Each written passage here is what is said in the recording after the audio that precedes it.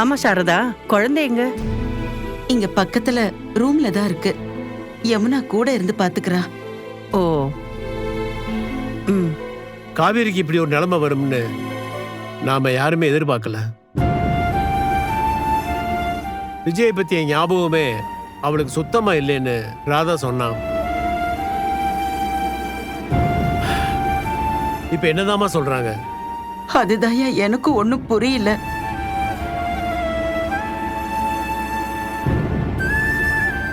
பழைய ஞாபகம் எல்லாம் எப்ப திரும்ப வரும்னு கேட்டா உடனடியாவும் வரலாம், இல்ல வருஷ கணக்காவும் ஆகலாம், இல்ல அந்த ஞாபகம் எல்லாம் வராமலும் கூட போகலான்னு டாக்டர் சொல்றாங்க.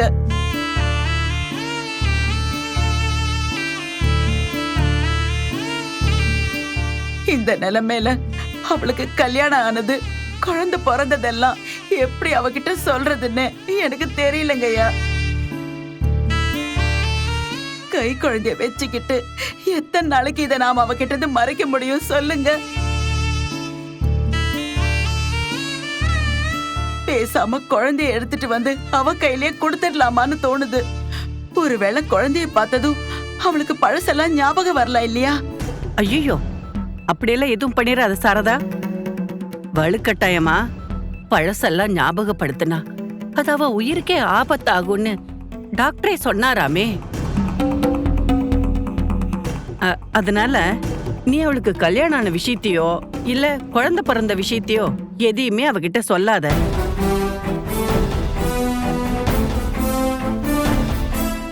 முக்கியமா குழந்தையெல்லாம் கொண்டு போய் அவகிட்ட காமிச்சிட்டு இருக்காத. குழந்தை பாட்டுக்கு தனியா வேற ரூம்ல இருக்கட்டும். இருக்கிற பிரச்சனையில நாம வேற தேவையில்லாத குழப்பத்தை ஏற்படுத்த வேண்டாமே.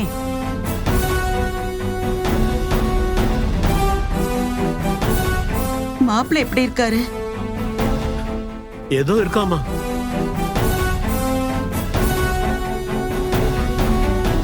சாரதா, உங்ககிட்ட நாங்க ஒரு முக்கியமான விஷயம் பேசணும். சொல்லுங்க ஐயா. ஆனா இங்க வச்சு பேசுறது எவ்வளவு சரியா இருக்கும்னு எனக்கு தோணல. யமுனா ஹாஸ்பிட்டல்லையே இங்க இருந்து குழந்தைய காவேரி பார்த்துக்கிட்டோம்.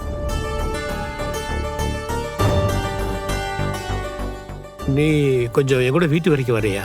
நம்ம வீட்டுல வச்சு அந்த விஷயத்தை பேசிக்கலாம். சரிங்க ஐயா.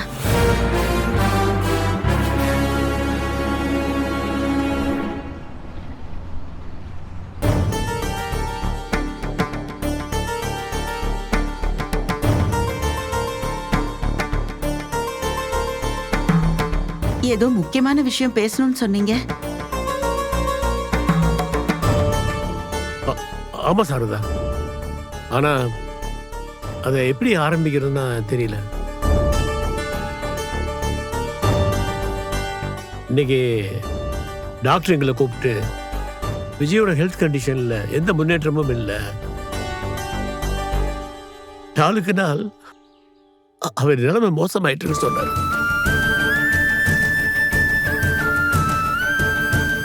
இப்போ வெண்டிலேட்டர்ல இருக்க விஜய்க்கு வெண்டிலேட்டர் சப்போர்ட் நிறுத்திட்டா.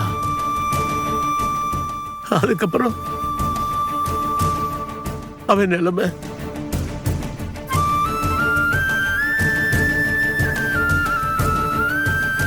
வாழ்வா சாவாங்கிற நிலைமையில தான் இப்ப எங்க பேரை போராடிட்டு இருக்கான். டாக்டரும் அவனை முடிஞ்ச அளவுக்கு காப்பாற்ற முயற்சி பண்ணிட்டு தான் இருக்காரு. ஆனா அதுல எந்த பலனும் இல்ல. கடவுளே, இது என்ன சோதனையா இருக்கு? மாப்பிள்ள நல்லபடியா குணமாய் வரணும்னு தானே வேற ஆஸ்பத்திரி கூட மாத்துனீங்க. அவன் நல்லபடியா குணமாகணும்னு தான் எங்களால முடிஞ்சதெல்லாம் செஞ்சோம். ஆனா அவன் விதி இப்படி இருக்கே. இல்ல, மாப்பிள்ளைக்கு எதுவும் ஆகாது, எனக்கு நம்பிக்கை இருக்கு. நீங்க வேணா பாருங்க, அவர் நல்லபடியா குணமாய் வருவாரு.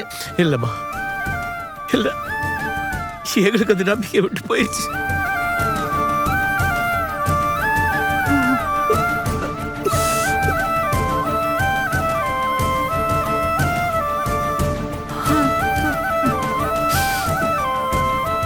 இதுக்கு மேல அவ பொழைச்சு வரணும்னா ஏதாவது அதிசயம் நடந்தா தான் உண்டு. தாத்தா தாத்தா அப்படியெல்லாம் சொல்லாதீங்க. கண்டிப்பா விஜய் பழச்சுக்குவாரு. அவர் நல்லபடியா குணமாகறதுக்கு நம்மளால என்ன செய்ய முடியுமோ அதுக்கான முயற்சி எடுப்போம் தாத்தா. டாக்டரை கைவிட்டதுக்கு அப்புறம் நாம என்னமா பண்ண முடியும்? டாக்டர் கைவிட்டாலும் அந்த கடவுள் கைவிட மாட்டாரு. நம்ம வேணும்னா காவேரி வேணும்னா அவர்கிட்ட கூட்டிட்டு போவோமா? ஒருவேளை காவேரி அவர்கிட்ட ஏதாவது பேசினா அவருக்கு ஏதாவது சுயநினைவு வரலாம்ல. அதுக்கு முதல்ல காவேரிக்கு விஜய் பத்தின ஞாபகம் இருக்கணும்ல.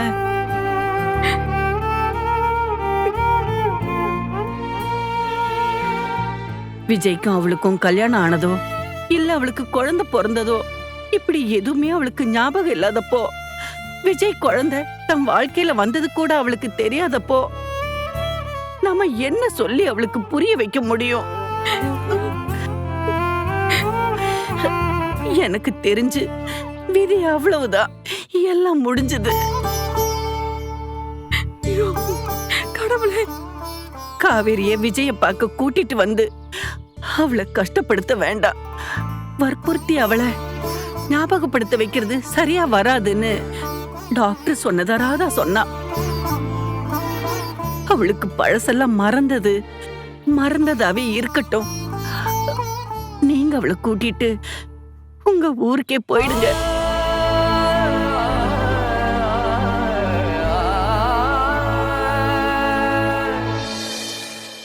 மாப்பிள்ளை இப்படி இருக்கிறப்போ நாங்க எப்படி?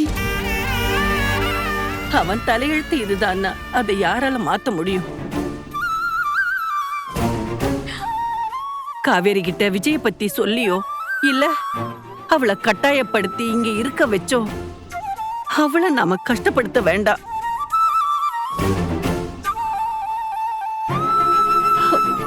நீங்களே அவளை இங்க இருந்து கூட்டிட்டு போயிடுங்க. போறதுக்கு முன்னாடி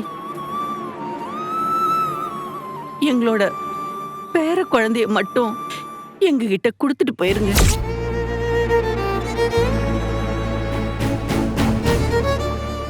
உங்ககிட்ட குழந்தைய குடுத்துட்டு போறதா? என்னம்மா பேசுறீங்க நீங்க? அவங்க என்ன இப்படி தப்பா பேசிட்டாங்க? காவேரிக்கு கல்யாணம் ஆனதோ குழந்தை பிறந்ததோ எதுவுமே அவளுக்கு ஞாபகம் இல்லாம இருக்கிறப்ப என்ன சொல்லி அந்த குழந்தைய நீங்க உங்க கூட வச்சிருப்பீங்க?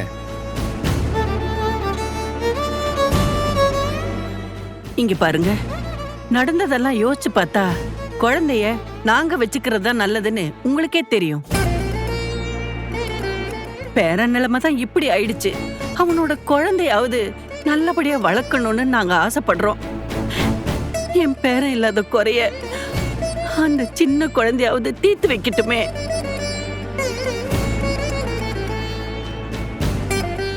நீங்க உங்க பொண்ணை பாத்துக்கங்க, குழந்தைய நாங்க பாத்துக்கிறோம். இதுதான் எங்களோட முடிவு. நீங்க யோசிச்சு நல்ல பதிலா சொல்லுங்க.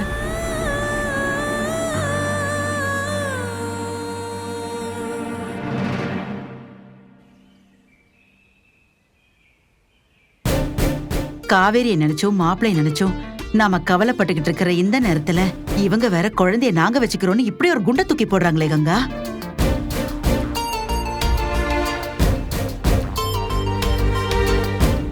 மாப்பிள்ளை நிலைமையும் ரொம்ப மோசமா இருக்கிறதா சொல்றாங்க. இப்ப என்ன பண்றது, என்ன முடிவெடுக்கிறதுன்னு எனக்கு ஒண்ணுமே புரியல. முடிவை தான் அவங்களே எடுத்துட்டாங்களே, இதுக்கு மேல நாம முடிவு பண்ண என்ன இருக்கு? குழந்தைய நாங்க வச்சுக்கிட்டுமான்னு அவங்க நம்ம கிட்ட அனுமதி கேட்கல. நீங்க உங்க பொண்ணை கூட்டிட்டு போங்க, அந்த குழந்தைய நாங்க பாத்துக்கிறோம்னு அவங்க முடிவை நம்ம கிட்ட சொல்றாங்க. அவங்களே வயசானவங்க, அவங்களால எப்படி கை குழந்தைய பாத்துக்க முடியும்? விஜய் பிரதரோட சித்தப்பா சித்தி கூட இருக்காங்கல்ல, அவங்க இருக்கிற நம்பிக்கையில இப்படி பேசுறாங்களா என்னவோ. யாரு இருந்தாலும் பெத்த தாய் குழந்தைய பாத்துக்கிற மாதிரி ஆகுமாப்பா? அதுக்கு முதல்ல காவேரிக்கு குழந்தை பிறந்ததும் கல்யாணமானதும் ஞாபகம் இருக்கணும்ல பாட்டி. யோசிச்சு பார்த்தா மாப்பிள்ளை வீட்டுக்காரங்க சொல்றதுலயும் ஒரு நியாயம் இருக்கதா செய்யுது. குழந்தைய நம்ம கூட வச்சுக்கிட்டா அந்த குழந்தை யாரு என்னன்னு காவேரி கேட்டா நாம அவளுக்கு என்ன சொல்றது?